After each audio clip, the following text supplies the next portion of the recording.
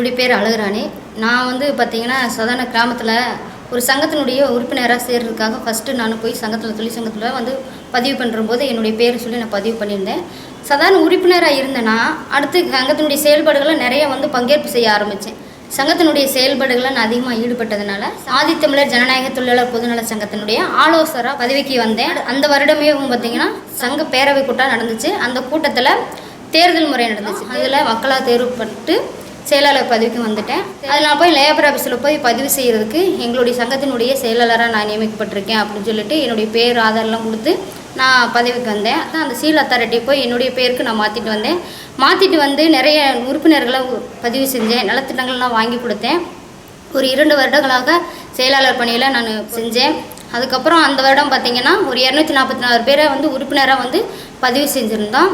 எங்களுடைய கூட்டமைப்பு பார்த்திங்கன்னா 3 மாவட்டங்களை ஒருங்கிணைக்கக்கூடிய பெண்கள் கூட்டமைப்பு தமிழ்நாடு தொழிலாளர் உரிமைக்கான கூட்டமைப்பினுடைய பேரவை கூட்டம் நடந்துச்சு. அந்த கூட்டமைப்பில் நான் பொருளாளர் பதவிக்கு வந்து எலெக்ஷனில் நின்றேன். அந்த கூட்டமைப்பினுடைய பணிகள் பார்த்திங்கன்னா அமைப்பு சாரா பெண் தொழிலாளருக்கு வந்து நிறைய ஒருங்கிணைக்கிறதா இருக்கட்டும், பெண் தொழிலாளர் பிரச்சனைகளை அரசு அதிகாரிகிட்ட பேசுகிற இடத்துக்கு வந்து நிகழ்வுகள் நிறைய நடந்துச்சு. நாங்கள் ஆதித்தமிழர் சங்கத்தினுடைய இருக்கும்போது மாவட்ட அளவில் நடக்கக்கூடிய பெண் தொழிலாளர் பிரச்சனைகளை மட்டும்தான் பங்கேற்பு செய்ய முடிஞ்சிச்சு. ஆனால் நான் கூட்டமைப்பு போனதுக்கப்புறம் மாநில அளவில் நடக்கக்கூடிய பெண் தொழிலாளர் பிரச்சனைகளை பேசக்கூடிய இடத்துல இந்த கூட்டமைப்பு இருந்ததுனால அந்த கூட்டமைப்பில் நானும் ஒரு பொறுப்பில் இருக்கணும் அப்படின்ற ஆர்வம் வந்து எனக்கு அதிகமாகிடுச்சு.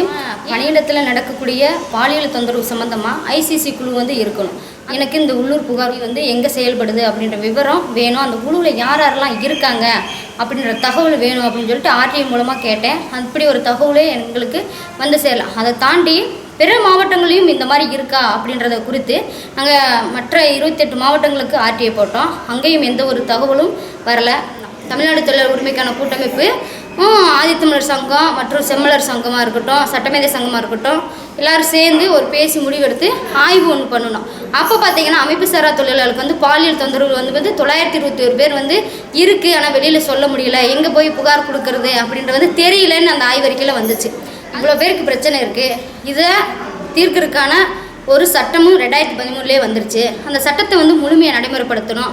ஆனால் அந்த சட்டம் முழுமையாக செயல்படுதா, அந்த உள்ளூர் புகாருக்குள்ளே எங்கெல்லாம் இருக்குது அப்படின்ற தகவல் எங்களுக்கு வேணும் அப்படின்னு போயிட்டு அரசு அதிகாரிகிட்ட போய் நாங்கள் சந்தித்து கேட்டபோது அவங்களுக்கு இந்த உள்ளூர் புகார் குழு பற்றி அவங்களுக்கே சரியாக சொல்ல தெரியல.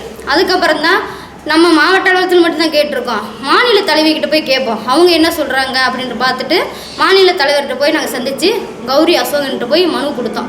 எல்சிசிலாம் எங்கெல்லாம் வேலை பார்க்குது, எந்தெந்த மாவட்டங்கள்லாம் முழுமையாக இருக்குது, அப்படி இருந்தால் அந்த குழுவினுடைய உறுப்பினர்களாக இருக்கட்டும், அந்த குழுவில் வேலை பார்க்கக்கூடிய பேர் லிஸ்ட்டு எங்களுக்கு வேணும் அப்படின்னு சொல்லிட்டு மாநில தலைவிக்கிட்ட சந்தித்து இந்த மனுவை கொடுத்துட்டு வந்தோம். ஆனால் அங்கேருந்தும் எந்த ஒரு தகவலோ எதுவுமே கிடைக்கல.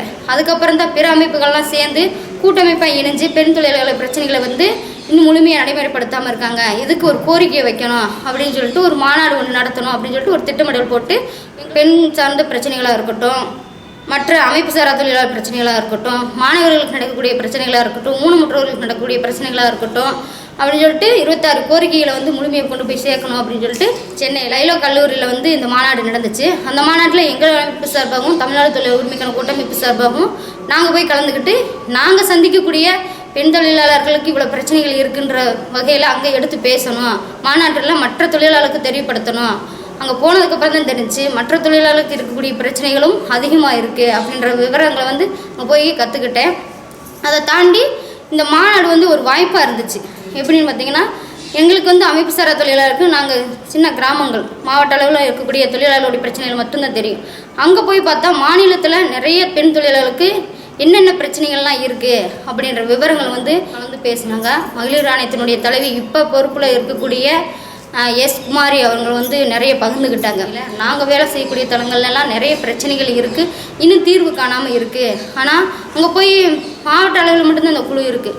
அங்கே போய் கம்ப்ளைண்ட் பண்ணுறதுக்கோ மற்ற விஷயங்களுக்கு வந்து கிராமப்புறங்கள் இருக்கிற பெண் தொழிலாளருக்கு எங்களுக்கு தெரியல, சரியா புகார் பதிவு செய்யறதுக்கு எளிமையான முறையில் இருந்துச்சுன்னா கொஞ்சம் நல்லாயிருக்கும் அப்படின்ற மாதிரி கருத்துக்களையும் பகிர்ந்துக்கிட்டு வந்தேன். இந்த அளவுக்கு வெளியில் போய் ஒரு விஷயங்களை கற்றுக்கிட்டு வர்ற அளவுக்கு நான் உருவாகியிருக்கேன்னு சொன்னால் நிறைய பயிற்சிகளை உள்வாங்கினதுக்கு அப்புறம் தான் இந்த மாதிரி மாற்றங்கள் எனக்குள்ளே வந்திருக்கு அப்படின்னு நினைக்கிற போது நான் தமிழ்நாடு தொழிலாளர் உரிமைக்கான கூட்டமைப்புக்கு நன்றியை தெரிவிக்கணும்னு நினைக்கிறேன்.